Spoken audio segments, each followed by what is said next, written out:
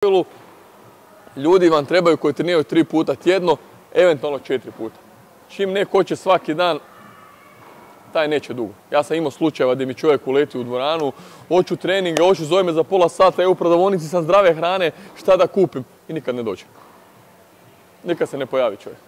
Tako da, normalni ljudi 3 puta tjedno. Jednostavno ne stigneš više. Ako je 4 puta, odlično. Što se tiče testiranja, to ćemo kasnije proći. Ja sam stavio ova jednostavna testiranja. Zašto? Zato što ta testiranja može svako provesti. Me shvaćate? Ima testiranja koja su bolja. Ali testiranja koja su bolja zahtijevaju opremu, zahtijevaju vrijeme. Znači ovo može svako napraviti ovih 5 testiranja, ne treba ti oprema. Ne treba ti puno opreme. I sad ja vam kažem, trebate imati OptoJump, trebate imati ovo, a moraš uložiti 10.000 eura u opremu. Kako? Neće vam biti isplativo, razumijete? A morate imati neke testove da ljude vidite na početku, di su i kasnije. Znači ovaj izdržaj u zgibu. Ok, hrpa ljudi ne može ni jedan zgib, ali može raditi izdržaj. Doće žena i visit će 2 sekunde. Ok, nakon mjesec dana će visiti 10 sekundi. Wow, 8 sekundi više. I bit će sretna, jel me razumijete? Je li to težak test? Nije. Je li opasan? Nije. Šta ti treba? Treba ti šipka. Imaš 5 šipki, 5 ljudi stoji, 5 ljudi mjeri, promijeniš. Istestiraš 10 ljudi u 3 minute. Jel me shvaćate? Takvi testovi vama trebaju, a kasnije možemo kaliper, svašta nešto. Tako da ćemo kasnije pokazati sklekove i to sve. Ono što ćemo sad ićemo sa pripremnim dijelom, ima motivacijska priča i vježbe disanja. Motivacijska priča. Martin Rooney na svojoj certifikaciji Training for Warriors, njemu svaki početak treninga kreće sa motivacijskom pričom.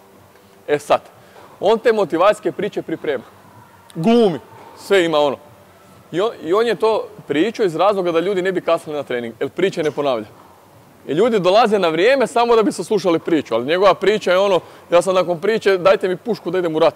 Ono, koliko je tip životne priče, neke Mi smo probali to raditi, međutim, trenerima nije svima ugodno.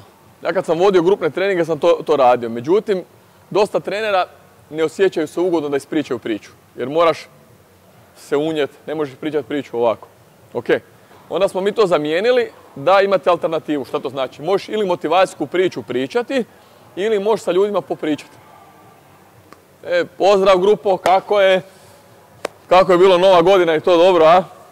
Ste se odmorili, ok, krećemo. Ili ne znam, ponedjeljak je početak radnog tjedna, kako je bilo na poslu, jeste spremni.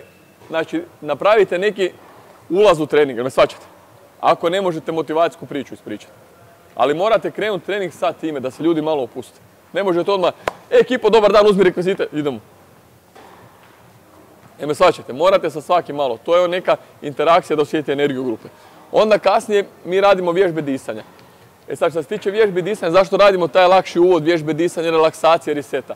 U današnje vrijeme ljudi rade u uredu, sjede 10 sati. Ti iz potpunog sjedenja ne možeš ući u trening. Shvaćaš, sav si pogrčen, sav si u lošem položaju. Ti moraš prvo disanje vratiti, pa moraš relaksaciju, pa moraš reset vježbe, onda možeš u zagrijavanje. Me shvaćate?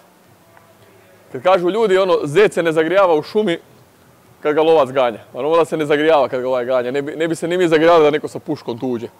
To su neke urgentne situacije. Ali u pravilu ljudi koji rade na selu cijeli život. I oni se isto nisu zagrijavali. Sam moj susjed ima 80 godina i dalje je vitalan. Ode malo na livadu, radi tamo, ne znam, u vrtu 3 sata, pa sjedne, pojede, pa i dalje cijeli dan radi. On se ne mora zagrijavati.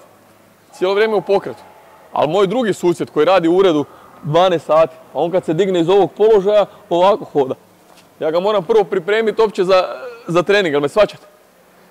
Tako da postoji razlika čim se baviš. Mi koji smo tu u teretani, ok, možda nam treba manje zagrijavanje, jer stojimo ili smo vitalni. Zamislite sad osobu koja sjedi 12 sati. Pa ti kad se digne, jeste sjedili kad 12 sati, jeste? Katastrofa, ja bi pucao u sebi. Razumijete? Zato krećemo sa time. Mi ćemo sad ići tamo, krenut ćemo sa vježbama disanja, pa ćemo se onda vratiti na ovo sve. Gledajte, još jedna stvar. Ova knjiga je priručnik. I ovo sve što sam vam rekao se